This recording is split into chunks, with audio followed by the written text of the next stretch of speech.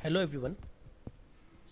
इस वीडियो में हम लोग देखेंगे कि किस तरह से एक टीचर एग्जामिनेशन को बनाएगा रेडियंस इंटरनेशनल स्कूल की ऐप में। तो हमें किस तरह से एग्जामिनेशन को पेपर को सेट करना है, ठीक है, और किस तरह से उसको वेरीफाई करना है और किस तरह से एग्जामिनेशन पेपर को ऑन या ऑफ करना है। तो शुरू करते हैं। आई होप आप सभी के पास में रेडियंस इंटरनेशनल स्कूल की ऐप होगी।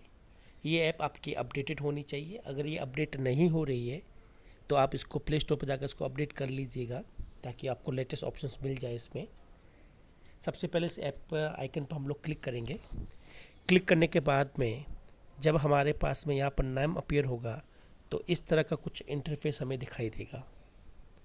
अब एग्जामिनेशन अपलोड करने के लिए आपको सबसे पहले मेन्यू बार में जाना है। अपलोड एग्जामिनेशन नाम के आइकन पर आपको क्लिक करना है। तो ये हमारा अपलोड एग्जामिनेशन का इंटरफेस आ गया। यहाँ पर हमें सबसे पहला ऑप्शन दिखाई दे रहा है एग्ज़ाम ऑप्शंस। तो एग्ज़ाम ऑप्शन हम लोग हमेशा चूज़ रखेंगे एमसीक्यूज। देन एग्जामिनेशन टाइप के हमें किस तरह का एग्जामिनेशन लेना है, क्लास टेस्ट है या मंथली या मिड टर्म या फुल फाइनल।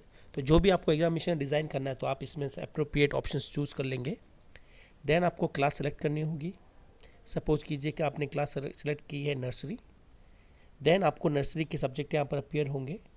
आप नर्सरी के सब्जेक्ट के अंदर जाकर जो सब्जेक्ट का पेपर आप सेट करना चाहें वो कर सकते हैं। सपोज़ कीजिए कि मैंने यहाँ पर चूज़ किया जीके। तो नर्सरी के अंदर जीके का पेपर हम लोग सेट कर रहे हैं। Then we have to choose examination date. ये जो एग्जामिनेशन डेट है ये आपकी नेक्स्ट मंथ या उससे नेक्स्ट मंथ की भी हो सकती है। तो हम लोग यहाँ से कोई भी एक रेंडमली डेट ले लेते हैं। देन एग्जामिनेशन टाइम, जो टाइम आपको स्कूल में बता रखा होगा इस एग्ज़ाम के लिए जो आपने फाइनल किया होगा वो एग्जामिनेशन हम लोग टाइम चूज़ करेंगे। फॉर एग्जांपल मैंने 9 AM का एग्जामिनेशन लिया है। देन एग्ज़ाम ड्यूरेशंस कि एग्ज़ाम कितना ड्यूरेशन तक चलेगा। तो यहाँ पर कुछ ऑप्शन दिखाई देते हैं। हाफ एन आवर का है, 1 आवर का है ना, 2 आवर का और 3 आवर्स के पेपर्स है यहाँ पर। तो जो भी आपको जितने आवर्स का पेपर लेना है उसमें से आप जो अप्रोप्रिएट स्लॉट है वो आप चूज़ कर लेंगे। देन आपको नंबर ऑफ़ क्वेश्चन भी चूज़ करना है कि आपको कितने क्वेश्चन डिज़ाइन करना है उस पर्टिकुलर ड्यूरेशंस के लिए, एग्जामिनेशन के लिए। Then we start set paper. तो हमें कुछ इस तरह का इंटरफेस दिखाई देगा। यहाँ आपको दिखाई देगा कि आप कौन से क्वेश्चन पर है आउट ऑफ 10। इसका मतलब है 1 आउट ऑफ 10 का मतलब है कि मैं अभी फर्स्ट क्वेश्चन पर हूँ। 10 क्वेश्चन के पेपर में से फर्स्ट क्वेश्चन का पेपर हम लोग अभी फर्स्ट क्वेश्चन हम लोग चला रहे हैं। देन आपके पास यहाँ पे एक स्पेस है जहाँ हम अपना क्वेश्चन टाइप कर सकते हैं। देन आपको चारों ऑप्शन यहाँ पर मेंशन करना ज़रूरी है। देन सबसे इम्पॉर्टेंट है आपको यहाँ पर जो करेक्ट आंसर्स आपको मेंशन करने हैं वो आपके ABCD में से कोई एक लेटर होगा। आप यहाँ पर फुल डिस्क्रिप्शन नहीं लिखेंगे, आपको केवल यहाँ पर ABCD में से कोई एक लेटर आपको यहाँ लिखना है कैपिटल के अंदर। याद रखिए फ्रेंड्स, आपको यहाँ पर इन बटन को बिल्कुल क्लिक नहीं करना है। ओके, इनका कोई सेंस नहीं बनता है यहाँ पर। तो आपको अपना जो आंसर है वो ABCD में से कुछ एक लिखना है। जैसे सपोज करो आपका आंसर A है तो आप A ही लिखिएगा। आप यहाँ पर आंसर का डिस्क्रिप्शन मत लिखिएगा। मैं आपको एक एग्जांपल देकर समझाता हूँ। सपोज कीजिए कि हमने क्वेश्चन लिखा who is the father of modern computer. ठीक है, मॉडर्न कंप्यूटर। तो आधुनिक कंप्यूटर के जनक कौन है। ठीक है, तो हमें यहाँ पर क्वेश्चन लिखा है, यहाँ हमें ऑप्शन फिल करने होंगे। जैसे कि मैंने ऑप्शन दे दिया चार्ल्स बेबीज,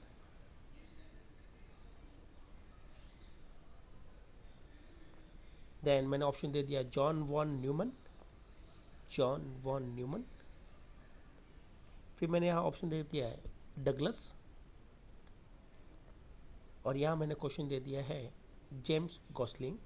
सॉरी, मैंने ऑप्शन दिया है जेम्स गॉसलिंग। आप कैपिटल स्मॉल में जैसे चाहे वैसे लिख सकते हैं।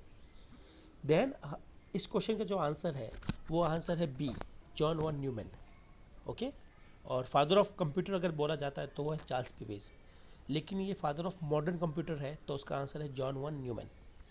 तो जो करेक्ट आंसर है तो आपको केवल यहाँ पर बी लिखना है कैपिटल में। अब आपको यहाँ पर इसको डिस्क्राइब नहीं करना, आपको यहाँ पर ये नहीं लिखना B dot John von Newman.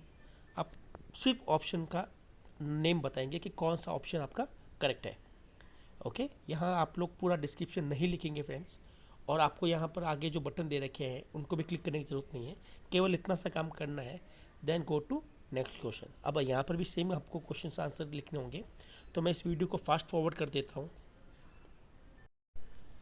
ठीक है, तो मैं 9th क्वेश्चन पर आ गया हूँ डायरेक्टली, मैंने वीडियो को फास्ट फॉरवर्ड कर दिया है। 9th क्वेश्चन हम लोग मान लेते, कोई भी रैंडमली मैंने लिखा, सपोज कीजिएगा एक्स एक्स एक्स एक्स, और करेक्ट ऑप्शन जो है वो हमने दे दिया है, सपोज कीजिए बी। ओके, जस्ट फॉर और यहाँ पर नेक्स्ट बटन पर हम लोग क्लिक करेंगे। अब ये हमारे पास लास्ट क्वेश्चन है, 10 out of 10, this is last question. And यहाँ पर नेक्स्ट की जगह सबमिट एग्जामिनेशन का बटन अपीयर होगा। ओके, तो लास्ट क्वेश्चन में मेंशन करता हूँ, सपोज कीजिए, it's a good question, who is father of Java language, जो जावा लैंग्वेज है उनके फादर कौन है। ठीक है, तो ये कंप्यूटर की लैंग्वेज है जिसको हम लोग कंप्यूटर में यूज़ करते हैं। तो मैंने यहाँ पर लिख दिया, सपोज कीजिएगा जेम्स गॉसलिंग। ठीक है, सेकंड ऑप्शन लिख दिया डेनिस रिट्ची, थर्ड ऑप्शन लिख दिया रोशुम, फोर्थ ऑप्शन हमने लिख दिया जॉन स्ट्रप,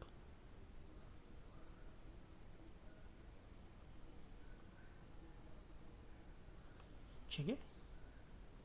तो करेक्ट जो ऑप्शन है उसका ए है, तो मैं यहाँ पर कैपिटल ए लिखूँगा। देन मैं यहाँ पर सबमिट करूँगा। सबमिट करने के बाद में आपके पास में यहाँ पर एक मैसेज शो हो जाएगा जहाँ हम लोग उसको सबमिट कर सकते हैं। तो सबमिट करेंगे हम उसको और आपको यहाँ पर स्क्रीन पर एक मैसेज शो होगा, आप इसको ध्यान से देखिएगा। तो आपका एग्जामिनेशन सक्सेसफुल सबमिट हुआ कि नहीं हुआ है। ठीक है,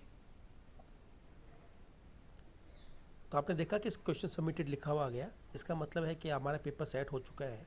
अब इस क्वेश्चन को वेरीफाई करना है, इस पेपर को वेरीफाई करना है। ओके, तो वेरीफाई करने के लिए